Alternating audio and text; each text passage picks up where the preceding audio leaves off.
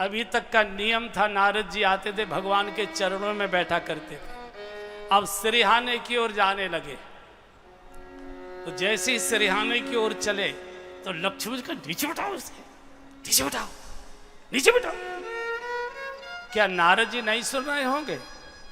नारद जी भी सुन रहे थे, लेकिन आज नारद जी अहंकार में है कि मैं तुमसे कम नहीं हूं, आज चरणों में नहीं बैठूंगा, तुम्हारी खोपड़ी पर बैठूंगा, क्योंकि मैंने भी काम जीत लिया, मैंने भी क्रोध जीत लिया। बस एक बात में तुम बड़े हो कि लक्ष्मी जी तुम्हारी बगल में बैठी है, तो मेरे पास भी आई जाएंगी, चिंता मत करो, मैं नीचे क्यों बैठूं।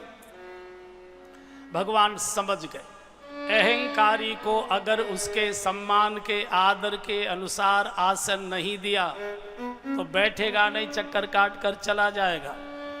हम लगभग 35-37 वर्षों से कथा गा रहे हैं सारे देश भर में।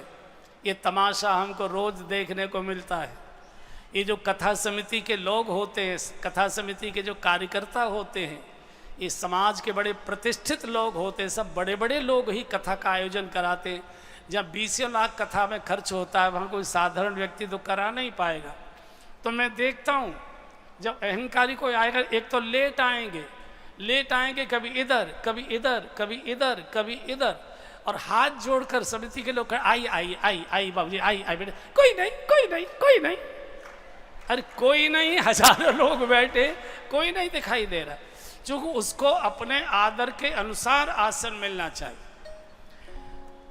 अच्छा, जब ये लक्ष्मी जी बोल रही थी नीचे बैठाओ नीचे, क्या नारद जी नहीं सुन रहे होंगे? सुन रहे थे, लेकिन मन में था मैं क्यों नीचे बैठूं, मैं तुमसे कम तो हूं नहीं। भगवान ने भी कहा कि नारद बैठो, और बैठे आसन ऋषि समेता। अहंकारी को अगर आपने उसके आदर के अनुरूप आसन नहीं दिया तो वो बैठेगा नहीं, 2 को और उठा ले जाएगा, 4 को और उठा ले जाएगा। अब देखिए भगवान कैसी भाषा बोलते हैं। आपका बेटा 8 दिन की कहकर गया है, बाबूजी कंपनी के काम से बंबई जा रहा हूं, 8 दिन बाद वापस आ जाऊंगा। और वो आता है 2.5 महीने के बाद वापस लौटकर। तो पिताजी क्या कहते हैं, ओहो कुंवर साहब बड़ी कृपा कर दी, आंखें तरस रही थी, आंखें सूखी जा रही थी, आपके दर्शन के लिए बहुत परेशान थे, आप कहाँ रहे? बाप ये कहेगा कि कहेगा मूर्ख, 8 दिन की कहकर गया था, इतने दिन लगा लिए, फोन कर सकता था, चिट्ठी डाल सकता था, हम यहाँ चिंता में सूखे जा रहे हैं, कोई समाचार ही नहीं।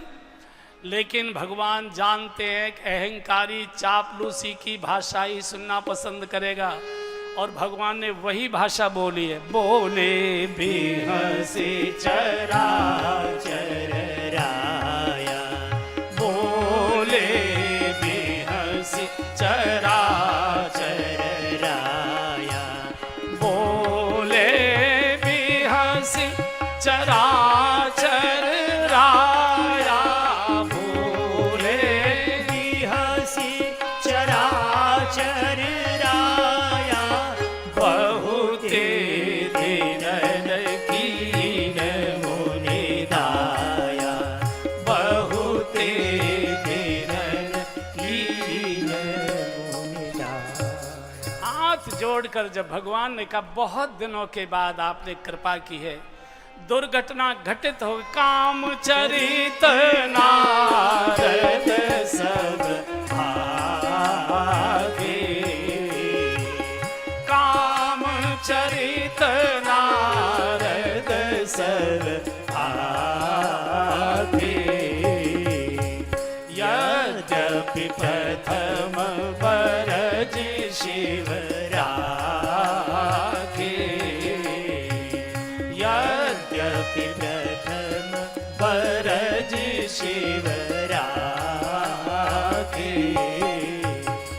अति प्रचंड रघुपति के माया,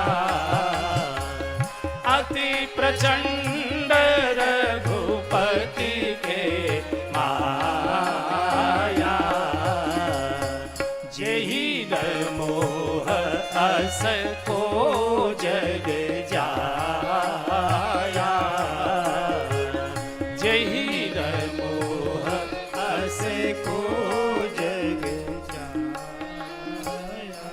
जैसे ही भगवान ने कहा कि बहुत दिनों के बाद आपने कृपा की, नारद जी ने काम चर्चा शुरू कर दी। काम चरित नारद सब भाके। यद्यपि शंकर जी ने मना कर दिया था कि भगवान अगर अपनी ओर से कोई प्रसंग भी चलाएं, बोलना नहीं, यद्यपि प्रथम बरज शिव राखे, लेकिन अति प्रचंड रघुपति के माया बंधु। और बहनों में बार बार निवेदन कर रहा हूं भजन करने वालों के लिए, ये अमृत जैसा सूत्र है। हम शरीर से कहाँ बैठे हैं ये बिल्कुल महत्व की बात नहीं है, हमारा मन कहाँ अटका हुआ है, कहाँ उलझा हुआ है, ये महत्व की बात है। नारद जी बैठे भगवान नारायण के चरणों में, बिल्कुल बराबर बिस्तर पर बराबर बैठे हैं। और डूबे कहाँ हैं? अरे भगवान आप तो ससुराल में पड़े रहते हो, क्षीर सागर में रबड़ी खा रहे हो, मौज मार रहे हो। आजकल आपका भजन करना मुश्किल है, आपको मालूम है कितनी मुश्किल हो गई आपका भजन करने, ध्यान लगाकर बैठने की। जैसे ही मैंने कोशिश की उसी समय कामदेव आ गया। क्या सुंदर सुंदर नृत्यांगनाओं को लेकर, क्या उनके कंठ थे, क्या उनके ठुमके थे, क्या उनकी मटकन थी, क्या उनकी लटकन थी, क्या उनकी मुस्कान थी, क्या उनके वाद्य यंत्र थे। भगवान ने नेत्र बंद कर लिए, भगवान के चरणों में बैठा है नारद और ध्यान कहाँ डूबा है? अप्सराओं में, नृत्यांगनाओं में, गायिकाओं में। फिर निवेदन कर रहा हूं, हमारा तन कहाँ बैठा है इसका निर्णय चिता तक होता है, हमारा मन कहाँ बैठा है इसका निर्णय कई जन्मों तक जाता है, कई जन्मों तक। इसी को ध्यान कहते हैं बंधु, जरा प्यार से सुन लीजिए। ध्यान एक ऐसी ऊर्जा है, ध्यान ऐसी यूरिया खाद है, जिस पर भी आप ध्यान लगा दीजिए वही आपके अंदर बढ़ना शुरू हो जाएगा। अगर आपने कामुकता पर ध्यान लगाया, रोम रोम कामुकता से भर जाएगा। क्रोध पर ध्यान लगाया, 20 साल पहले किसी ने कुछ बोल दिया था और वो आपके ध्यान में आ गई और आपने उसका ध्यान करना शुरू कर दिया, रोम रोम में आग लगने लग जाएगी। क्रोध के कारण से पूरा शरीर जलने लग जाएगा। जहां भी मनुष्य ध्यान लगाता है, इसलिए इस कलयुग में एक समस्या माताएं जरूर कहती है कि मन एकाग्र नहीं रहता, मन बहुत भटकता है। पूजा करने बैठते हैं, मन बहुत बुरी बुरी बातों में जाता है, जाएगा। मन का स्वभाव और पानी का स्वभाव एक जैसा है। मन भी नीचे की गड्ढे की ओर जाता है और पानी भी नीचे गड्ढे की ओर जाता है।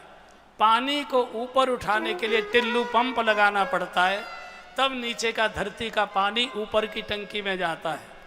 ऐसे ही मन का स्वभाव है, मन हमेशा कीचड़ की ओर ही जाएगा।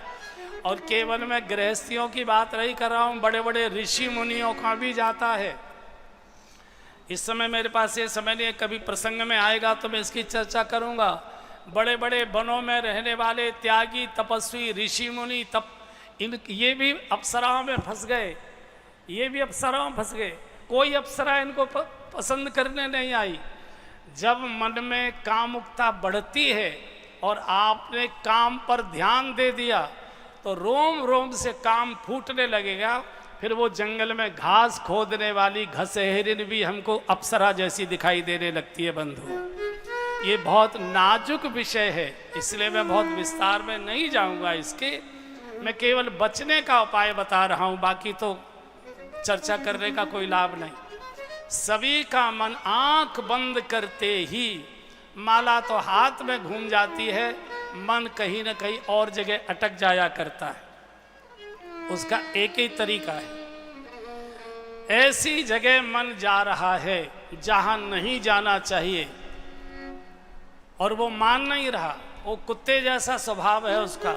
आप कुत्ते को फटकारिए, थोड़ी देर में फिर आ जाएगा, फिर फटकारिए फिर आ जाएगा, फिर फटकारिए फिर आ जाएगा। लेकिन जब डंडा उठाकर दौड़ा देते तब कुत्ता समझता है कि यहाँ दाल नहीं गलेगी, फिर वो दूसरे दरवाजे पर जाता है। ऐसे ही कुत्ते जैसा हमारा सबका मन है। ये बार बार मतलब पानी जैसे नीचे को गिरता है, ऊपर उठाने के लिए पंप चाहिए, ऐसे ही मन हमेशा कीचड़ में और गड्ढे में ही जाता है।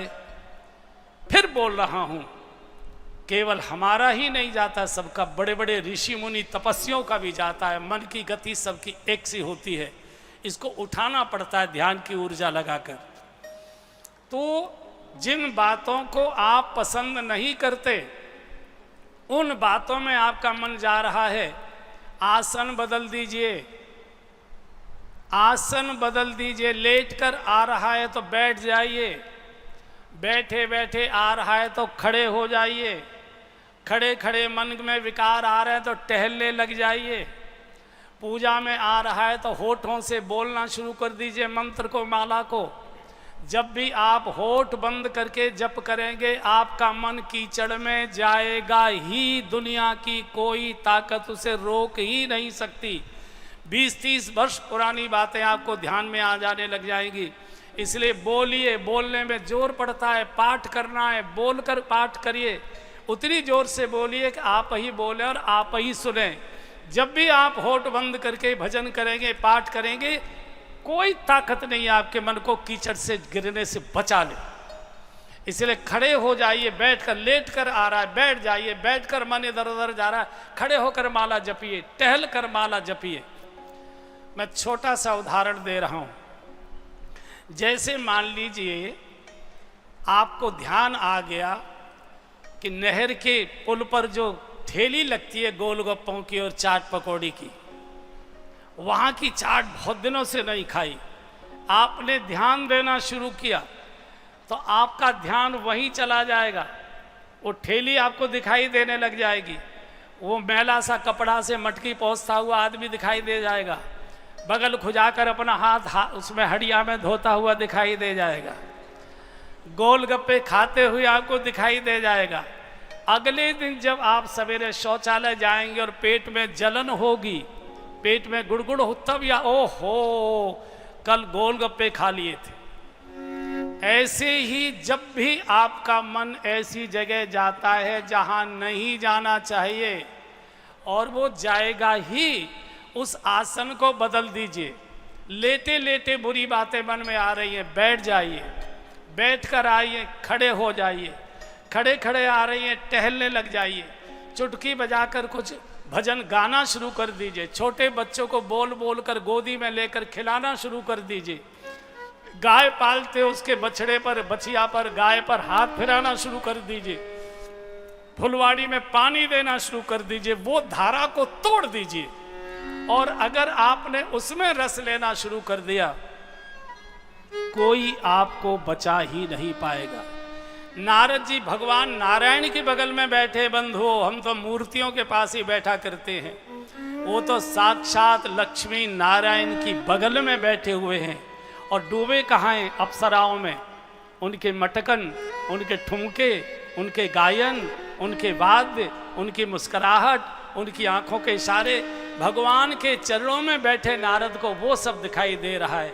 फिर मैं बोलता हूँ, आपका तन कहाँ बैठा है ये महत्व की बात नहीं है बंधुओं और बहनों, आपका मन कहाँ अटका है ये महत्व की बात है। और इस मन की आदत पड़ जाएगी, जब आपने इसको रस नहीं दिया तो धीरे धीरे धीरे धीरे, पहली बार कुत्ता आया आपने फटकारा, फिर आ गया, फिर फटकारा, फिर आ गया, फिर फटकारा, फिर आ गया, फिर फटकारा, और जब आप डंडा उठा लेते हैं फिर आपके घर पर नहीं आता, फिर पड़ोसी के घर पर जाता है वो। ये अभ्यास करिए। नारद जैसा ऋषि, नारद जी को कोई पतित नहीं कर सकता बंधु, एक नहीं करोड़ों कामदेव भी पतित नहीं कर सकते। ये हमको और आपको शिक्षित करने के लिए नारद जी ने ये नाटक किया है कि जब मेरे जैसा भगवान के शरणों में रहने वाला भी इतना पतित हो सकता है तो कृपया सावधान रहना। और इसलिए भारत सरकार को भी बोर्ड बनाकर टांगने पड़े हैं, सावधानी हटी दुर्घटना घटी। आगे आपको मालूम है, ठीक है। यहां से नारद जी चलने लगे, भगवान समझ गए, भगवान समझ गए। नारद में कामांकुर आ गया, और बच्चे को समझाकर नहीं चुप किया जा सकता, बच्चे के साथ तो खेल खेल में उसको समझाया जा सकता है। भगवान ने बहुत रोकने की कोशिश की, लेकिन नारद जी चले, और भगवान जान गए नारद का पतन ये मेरा पतन माना जाएगा। तो रास्ते में किसानों ने कहा, बाबा बाबा एक भजन सुना। बोले नहीं, भजन भजन बाद में, ये बताओ ये पंडाल वंडाल किसके लगे हुए हैं, इतना सुंदर नगर, ये पंडाल किसके लगे? बोले यहाँ के एक राजा हैं शीलनिधि, उनकी बिटिया है विश्वमोहिनी, उसकी आज शादी है, स्वयंवर है, तो सब राजे महाराजाओं के लिए आवास वगैरह बनाए हैं। अभी देखिए काम नारद जी के मन में था, विश्वमोहिनी आ गई चर्चा में, बोले विश्वमोहिनी को मैं देखूंगा, विश्वमोहिनी को देखूंगा। और आ गए, राजा ने बड़ा स्वागत सत्कार किया, बड़ा स्वागत सत्कार किया। आइए महाराज, बड़ी अच्छे समय पर आए, बिटिया का आज स्वयंवर था, आशीर्वाद दीजिए, आशीर्वाद के लिए आपका आगमन हो गया, भगवान की मेरे ऊपर बड़ी कृपा है। विश्वमोहिनी को राजा ने बुलवाया, सखिया श्रृंगार करके विश्वमोहिनी को धीरे धीरे लाती है। और जैसे ही नारद जी ने विश्वमोहिनी को देखा, देखी रूप मुनि बिरती बिसारी, देखी रूप मुनि बिरती बिसारी, बड़ी बारी लगी रहे निहारी, बड़ी बारी लगी रहे निहारी, देखी रूप मुनि बिरती बिसारी, देखी रूप मुनि बिरती बिसारी, बड़ी बार लगी रहे निहारी, बड़ी बार लगी रहे निहारी। बाबा जरा बिटिया के हाथ की रेखा देखो, हाथ में हाथ आया, बहुत देर तक विश्वमोहिनी का चेहरा निहारते रहे, बड़ी बार लग रहे निहारी। राजा ने कहा बाबा चेहरा मत देखो, हाथ की रेखा देखो। और चूक काम तो भीतर बैठा था, कामिनी सामने आकर खड़ी हो गई और कामिनी का हाथ भी हाथ में आ गया, स्पर्श का सुख आ गया। पागलों जैसी बोलने लगे, कहना चाहिए था जो अनंत कोट ब्रह्मांड का नायक होगा, जो चराचर जगत का स्वामी होगा, जो परात्पर परब्रह्म परमेश्वर होगा, जगत जिनके नाम का जप करता होगा, ऐसे भगवान नारायण के साथ इसकी शादी होगी। कह क्या रहे, जो इसके साथ शादी कर लेगा वो अनंत कोट ब्रह्मांड का नायक हो जाएगा, चराचर जगत का स्वामी हो जाएगा, परात्पर परब्रह्म परमेश्वर हो जाएगा। बहुत लक्षणवान तुम्हारी बिटिया। और मन मन में क्या चल रहा है, ये शादी तो मेरी होनी चाहिए, ये शादी तो मेरी होनी चाहिए। ध्याय तो विषयान पुंस, शास्त्र बोल रहा है बंधु, ध्याय तो विषयान पुंस संगस्ते सुपजायते, संगात संजायते काम, कामात क्रोधो विजायते, क्रोधात भवत सन्मोहा, सन्मोहात स्मृति विभ्रम, स्मृति भ्रंशात बुद्धिनाशो, बुद्धिनाशात प्रणश्यति। काम का अगर चिंतन करोगे तो रोम रोम में काम की आग दहकने लग जाएगी और यही काम आपको गड्ढे में सर्वनाश कर देगा। नारद जी का यही स्थिति हो रही है। काम हृदय में बैठा है, जिनके हृदय में राम बैठे रहते थे उनके हृदय में काम बैठा है कुंडली मारकर। और विश्वमोहिनी का हाथ में हाथ स्पर्श सुख मिला और पागल हो गए और मन में सोचने लगे इसके साथ तो मेरी शादी होनी चाहिए। लेकिन ये दाढ़ी वाले बाबा को तो ये वरेगी नहीं, ये तो सुंदर राजकुमार का ही वर्ण करेगी। और मैंने आज तक भगवान से कभी कुछ मांगा नहीं, हरसन मांगो सुंदरताई। पहले मैं भगवान के पास जाकर उनका जैसा सुंदर रूप लूंगा तब मेरी शादी होगी। नारद जी किस गड्ढे की ओर जा रहे हैं गिरने के लिए, आप कल्पना करिए। क्योंकि तुमने प्रारंभ में काम को आशीर्वाद दिया था, प्रिय वचन काम को बोले थे, कई प्रिय वचन काम परितोषा। वही काम तुम्हारे हृदय में बैठ गया और जो मन में बैठा होता है तन उसी के अनुसार क्रिया करता है। तो राजा ने कहा बाबा थोड़ी देर बाद स्वयंवर की क्रिया है, अब रुकिए ना। आई गए तो वर दूल्हा को, दुल्हन को, वर को आशीर्वाद। बोले नहीं नहीं, मुझे जरूर सोच रहे हैं कहाँ जाऊँ, ब्यूटी पार्लर, शादी तो इसे मुझे करनी है। निकल आए और किसान खेती का काम कर रहे थे। बाबा बाबा बाबा एक बढ़िया सा भजन सुना दीजिए, आपके पास वीणा है, आप भजन बहुत अच्छा गाते होंगे। बोले बिल्कुल नहीं, जप तप कछु न होई काला, जप तप कछु न होई काला, हे विधि मिलई कवन विधि वाला, हे विधि मिलई कवन विधि वाला, करहु जाई सोई जतन बिचारी, करहु जाई सोई जतन बिचारी, जेहि प्रकार मोहि करे कुंवारी, जेहि प्रकार मोहि करे। बहुत दिन भजन पाठ कर लिया, माला तोड़ दी, वीणा के तार तोड़ दिए एकदम। मुझे तो शादी करनी है, सोचा क्षीर सागर तक जाऊंगा, तब तक तो स्वयंवर हो जाएगा, अब कैसे कर। तो वही खड़े होकर पुकारने लगे, श्रीमन नारायण नारायण नारायण, श्रीमन नारायण नारायण नारायण, श्रीमन नारायण नारायण नारायण, श्रीमन नारायण नारायण नारायण, लक्ष्मी नारायण नारायण नारायण, लक्ष्मी नारायण, सब नारायण नारायण, श्रीमन नारायण नारायण नारायण, श्रीमन नारायण नारायण नारायण, हरि नारायण नारायण नारायण,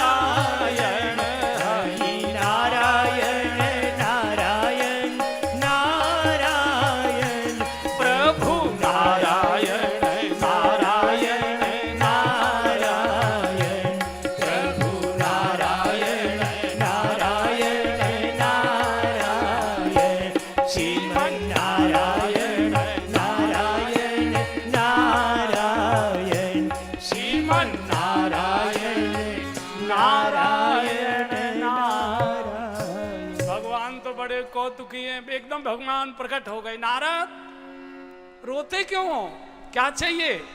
ज्ञान दूं, भक्ति दूं, वैराग्य दूं, बोलो क्या चाहिए? बोले तीनों को चूल्हे में दे दो, तीनों को चूल्हे में दे दो। फिर तू क्यों रो रहा है, तुझे क्या चाहिए? बोले आपन रूप देहु प्रभु मोहि, आपन रूप देहु प्रभु मोहि, आपन रूप देहु प्रभु मोहि, आपन रूप देहु प्रभु मोहि, आन भांति नहीं पावहु कोहि, आन भांति नहीं पावहु कोहि, जेहि विधि नाथ होयहि त मोरा, जेहि विधि नाथ होयहि त मोरा, करहु सुबेदि दास में पूरा, करहु सुबेदि दास में पूरा। भगवान ने पूछा नारद क्या चाहिए? ज्ञान दूं, भक्ति दूं, वैराग्य दूं? बोले तीनों को चूल्हे में दे दो। क्या चाहिए? बोले अपना रूप दे दीजिए। आपन रूप देव प्रभु मोहि, क्या करोगे? बोले आन भात नहीं पावे ओही, बिना उसके वो नहीं मिलेगी। कौन? विश्व मोहिनी खड़े हैं नारायण भगवान के सामने और दिखाई क्या दे रही है? विश्व मोहिनी दिखाई दे रही।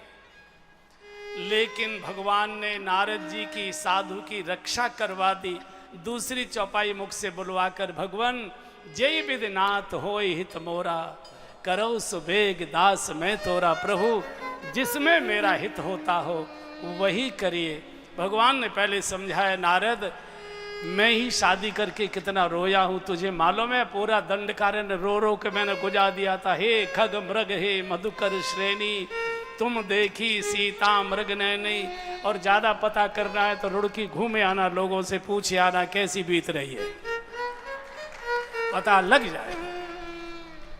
तो भगवान ने एक चौपाई ठीक से बुलवा दी, जय विधिनाथ हो हित मोरा, करौं सुबेग प्रभु। मुझे जीव को तो अपना हित और अहित कुछ मालूम नहीं पड़ता है, बच्चों को अपना हित अहित कुछ मालूम नहीं पड़ता।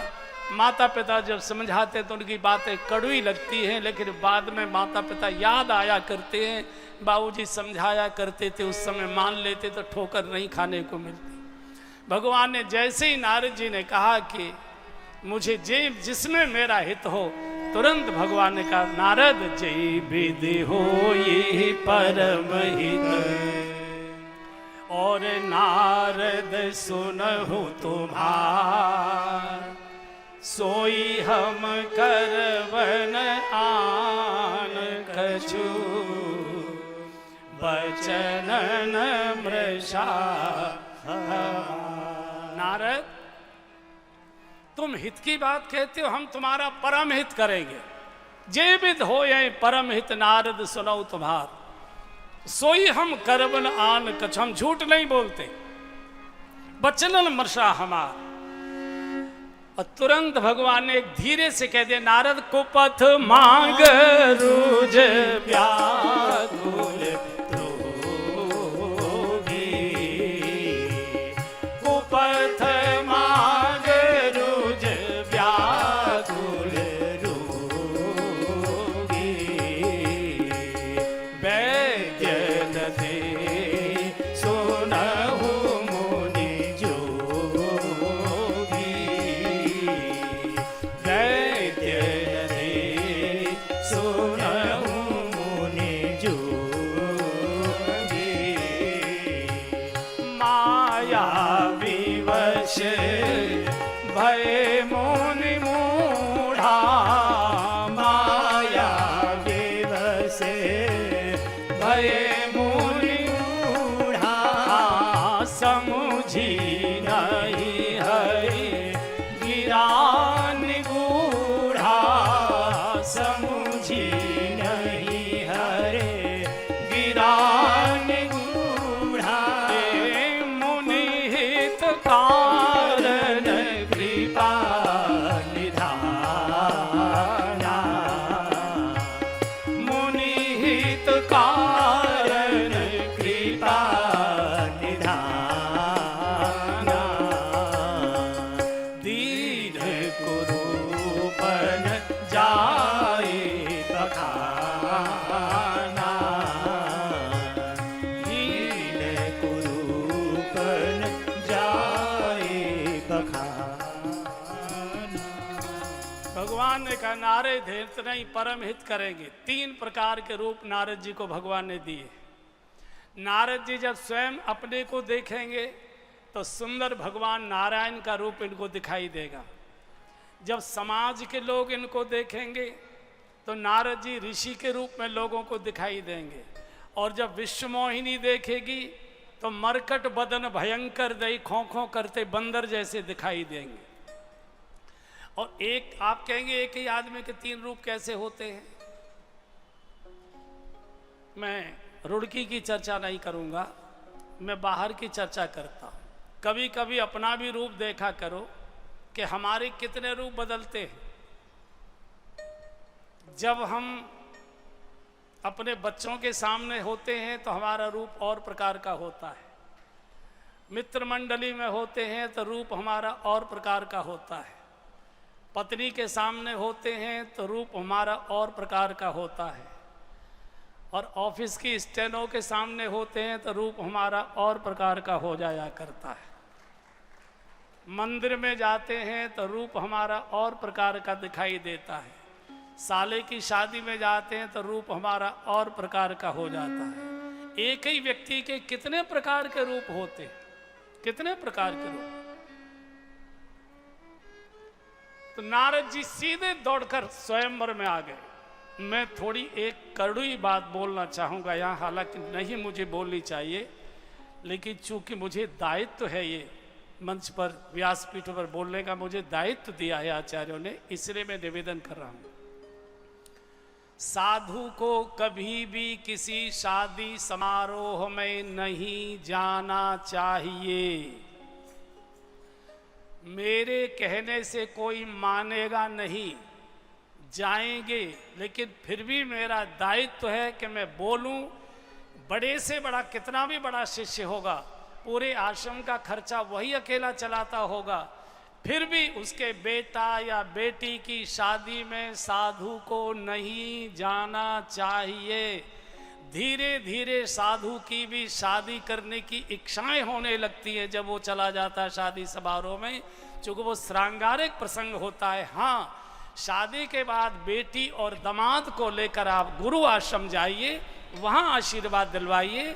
बहू और बेटे को गुरु आश्रम लेकर जाइए, वहाँ आशीर्वाद दिलवाइए।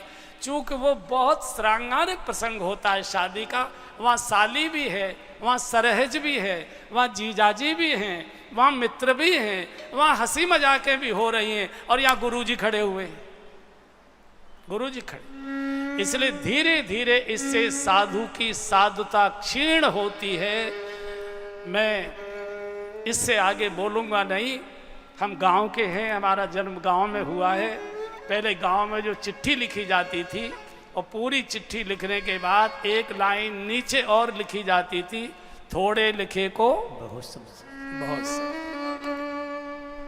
मैं समझता हूं इतना ही संकेत पर्याप्त। साधु गया, फजीयत होगी। नारद जैसा व्यक्ति शादी समारोह में जाता है, शादी करने की फिर इच्छा होने लगती है, फिर बंदर बनता है, फिर फजीयत होती है। पहुंच गए, बहुत सुंदर मंडप सजा हुआ था, सबसे पहली कुर्सी पर बैठ गए। क्यों? बोले वर्ण तो मेरा ही होगा। क्योंकि नारद जी जब अपने को देखते हैं तो भगवान नारायण का रूप दिखाई देता है इनको, समाज देखेगा तो ऋषि रूप में दिखाई देते हैं, और विश्वमोहिनी आएगी तो भयंकर रूप में दिखाई देंगे। सोचा भीड़ भाड़ से पहली माला तो मुझे ही पड़ेगी, जल्दी से फिर शिमला की टिकट ले लेंगे। आजकल शिमला में तो गड़बड़ हो रही है, थोड़ा पहाड़ टूट रहे, कहीं गोवा वगैरह की टिकट ले लेंगे। तो बैठ गए। अब देखिए दूसरे की फजीयत देखने वाले कैसे राक्षस बनते हैं। कैलाश के 2 गण आए हैं कैलाश से काय के लिए? शंकर जी की फजीयत देखने के लिए।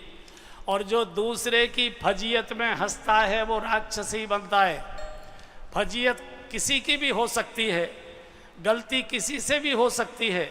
जो दूसरे की गलती में हंसी उड़ाता है वो महाराक्षस होता है। ये बगल में आकर बैठ गए, कहाँ से चलकर आए दूसरे की फजीयत देखने के लिए। जैसे पड़ोस में लड़ाई हो रही हो, सारे काम छोड़कर उसकी लड़ाई देखने चले जाएंगे। जब अपने घर में होती है तब पता लगता है, जब भीड़ आती है, ये काहे को आए हुए हैं, निकलो यहाँ से, भगाओ इनको, ऐसा है वैसा है। दोनों आपस में चर्चा करने लगे, भाई कमाल है, मालिक के साथ हम सारी दुनिया में तीनों लोकों में गए, इतना सुंदर दूल्हा तो हमने देखा नहीं। हमको तो लगता है कि कन्या किसी राजा की ओर आंख उठाकर नहीं देखेगी, इनके ही गले में माला डाल देगी। नारद जी सुन रहे हैं, इतनी जोर से बोल रहे हैं, तो नारद जैसा हाँ क्यों नहीं है, तो है। वो अपने को तो ऐसा माना है शादी हमारी होगी। सब राजे महाराजे अपने अपनी कुर्सियों पर आकर बैठ गए जैसे आप लोग बैठे हो। बीच में भगवान नारायण आकर एक राजकुमार का वेश लेकर बैठ गए दूसरी पंक्ति में, और सेवकों ने नगाड़े पर चोट किए, राजाओं महाराजाओं अब विश्वमोहिनी पंडाल में प्रवेश करने जा रही हैं। सब राजा दक्ष में सीधी कमर करके बैठ गए। नारद जी ने अपनी दाढ़ी वाड़ी ऐसे ऐसे करके, ठीक देख अपना हाथ फिराते तो राजकुमार जैसे लगते, क्लीन शेप, और वैसे तो दाढ़ी वाड़ी है ही। तो दाईं ओर की लाइन में बैठे थे, पहली लाइन पे पहली कुर्सी पर देखा बंदर मरकट बदन भयंकर देही। कुमारी कन्या इतनी क्रोध में आ गई, सखियों से कहा इस बंदर को निकालो, कहां से अब शकुन आ गया, पापा जी से को निकालो, और दूसरी कतार में चली गई। अब तो नारद जी घबरा गए, खो खो करने लगे, और पुनि पुनि मोहनी ओकर सही अकुलाई, पुनि पुनि मोहनी ओकर सही सब गाइए। अकुलाई पुनि पुनि मुनि उक सही अकुलाई, पुनि पुनि मुनि उक सही अकुलाई देखी दशा हर गन मुस्काई देखी दशा हर गन मुस्काई दुल्हन ले गए लक्ष्मीवासा, दुल्हन ले गए लक्ष्मीवासा नप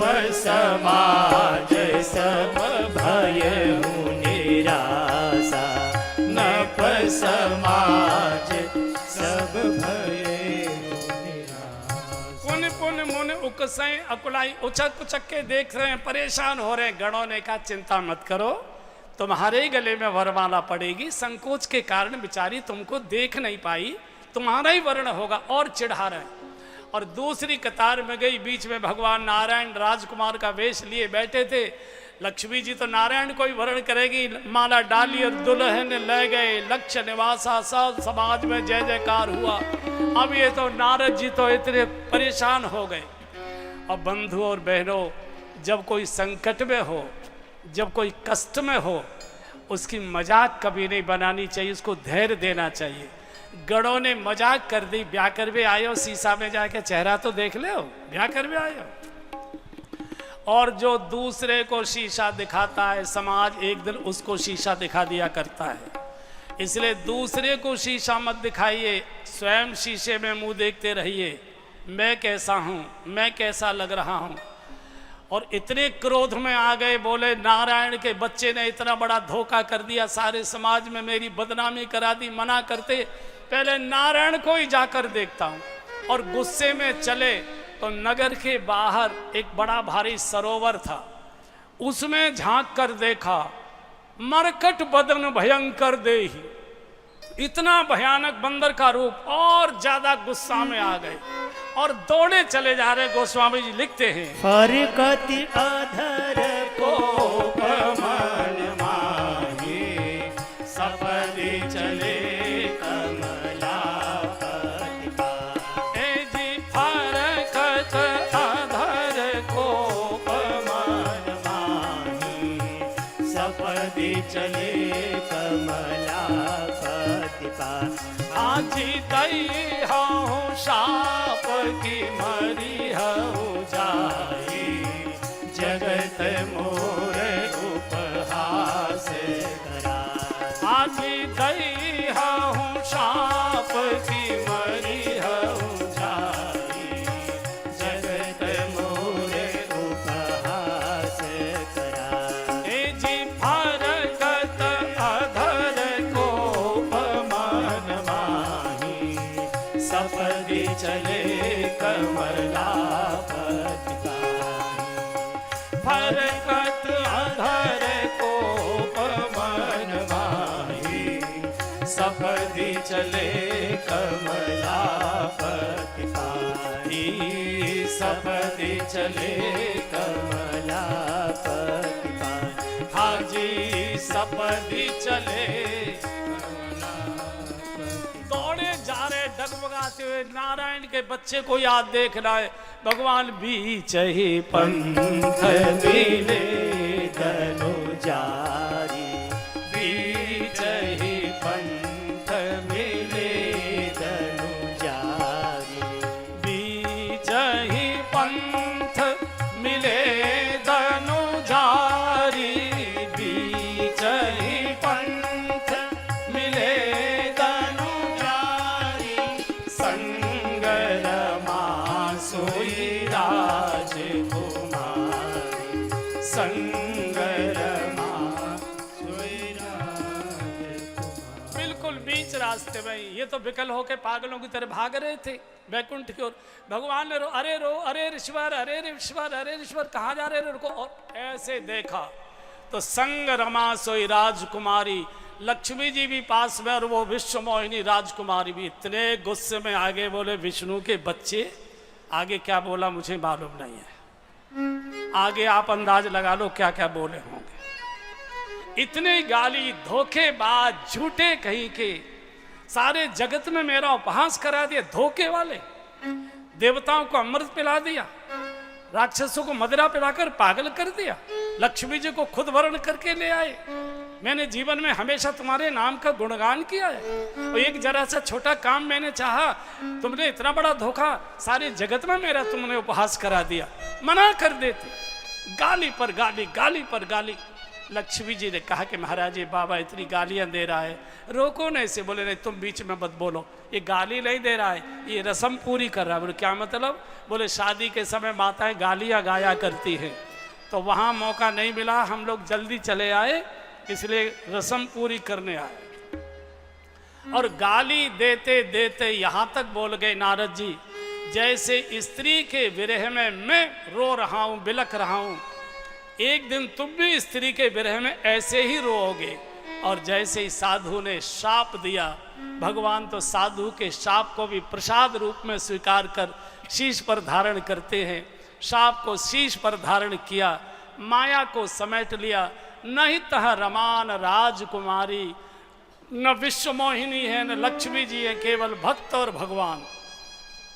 और जैसे ही नारद जी को विवेक हुआ, ये तो भगवान है, मैं तो कितनी गंदी प्रभु मुझे क्षमा करना, प्रभु मुझे क्षमा करना, प्रभु ये मुझसे भूल हो गया, अपराध हो गया, प्रभु क्षमा कर।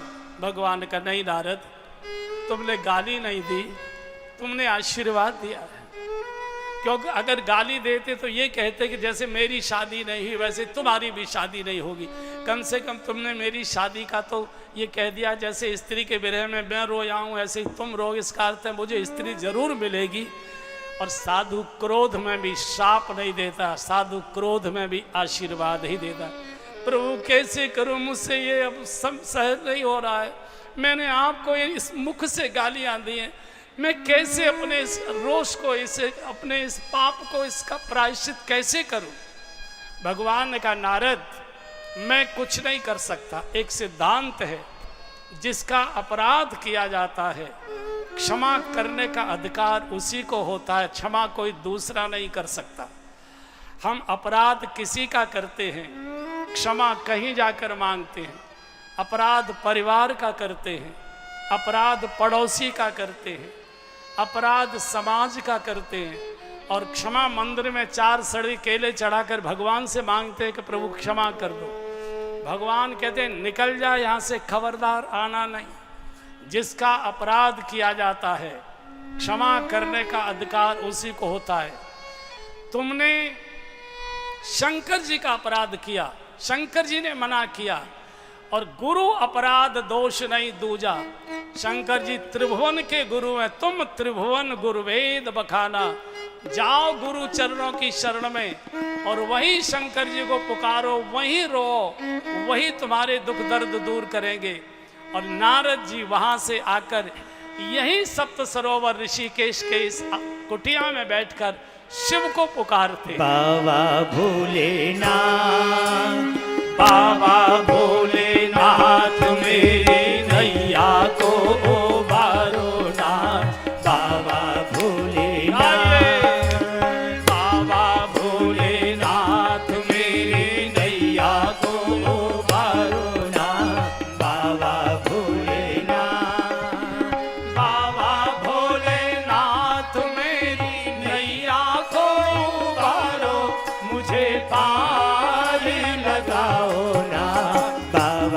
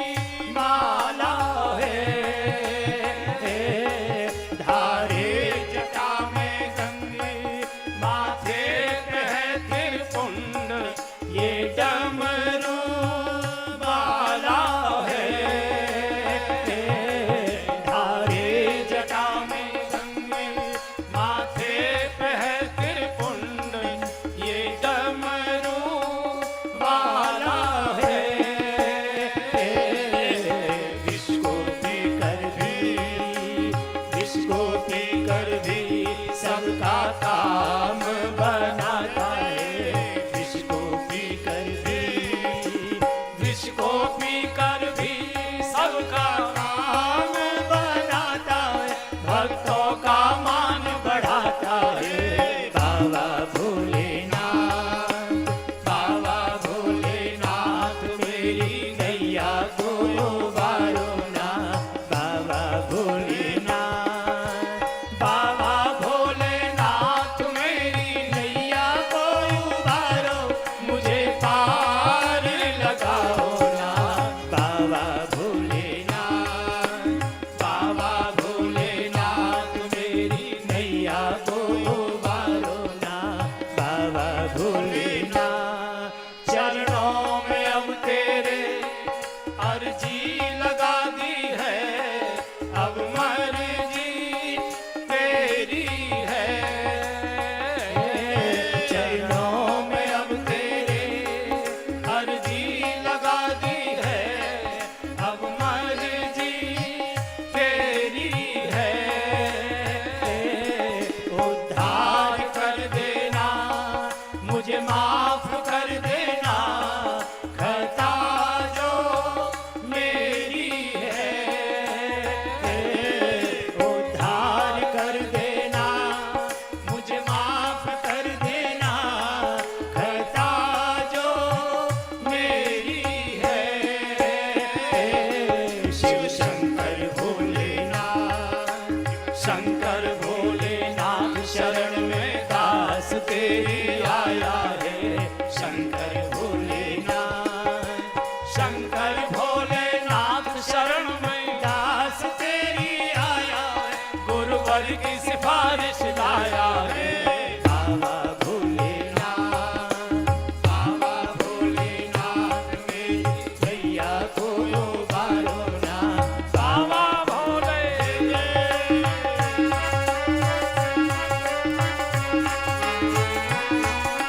हरि बोल।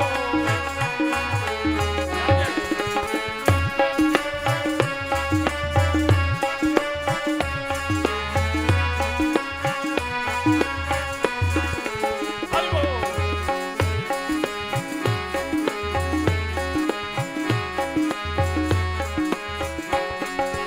हर हर गंगे जय शिव शंकर, हर हर गंगे जय शिव शंकर, हर हर गंगे जय शिव शंकर, हर हर गंगे जय शिव शंकर, हर हर गंगे जय शिव शंकर, हर हर गंगे जय शिव शंकर, हर हर गंगे जय शिव शंकर, हर हर गंगे जय शिव शंकर, हर हर गंगे जय शिव शंकर, हर हर गंगे हर हर गंगे हर हर गंगे हर हर गंगे हर हर गंगे हर हर गंगे, हर हर गंगे, हर हर।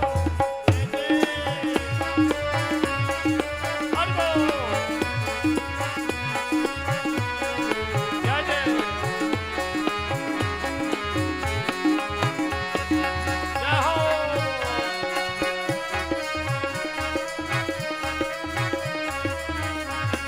जय जय।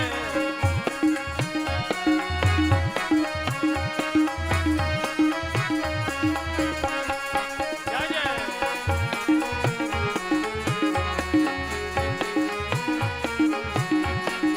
हरि बोल।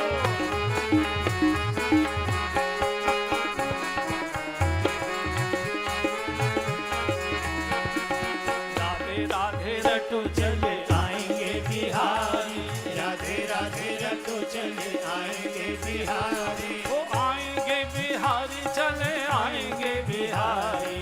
आएंगे बिहारी चले आएंगे बिहारी। श्री राधे राधे राधे राधे रटो चले आएंगे बिहारी, राधे राधे रटो चले आएंगे बिहारी। वो राधा मेरी चंदा चकोर है बिहारी। राधा मेरी चंदा चकोर है बिहारी। वो राधा मेरी चंदा चकोर है बिहारी। राधा मेरी चंदा चकोर है बिहारी। श्री राधे राधे राधे राधे रटो चले आएंगे बिहारी, राधे राधे रटो चले आएंगे बिहारी। वो आएंगे बिहारी चले आएंगे बिहारी।